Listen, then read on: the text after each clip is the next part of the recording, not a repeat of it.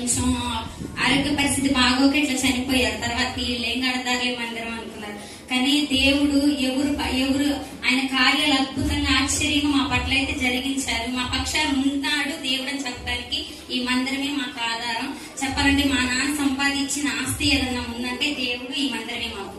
అంతకుమించి మాకు కానీ మా తమ్ముళ్ళకి కానీ మా అమ్మకు కానీ ఈ భూమి మీద అయితే అసలు ఏమీ తినడానికి కూడా ఉండదు.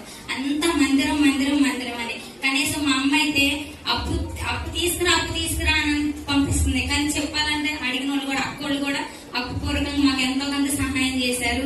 అప్పులు నేను నెక్స్ట్ మంత్ జాబ్కి వెళ్ళి దేవుడు నాకు మంచి జాబ్ ఇచ్చి అప్పులు మొత్తం తీరాలని మీరు అందరూ ప్రార్థన చేయండి, మంచి జాబ్ రావాలని. ఇంకనూ ఆదామంకులు కూడా శామయ్య గారు కూడా మాకు ఇప్పుడు సహకారంగా ఉంటారు. ఏ విషయానికైనా వస్తామంటారు. మా మామయ్యలు, జోసఫ్ మామయ్యలు, ఆనందరా తాతలు, ప్రసాద్ బాబయ్యలు, మా చిన్నాన్న ముఖ్యంగా చెప్పాలంటే మా చిన్నాన్న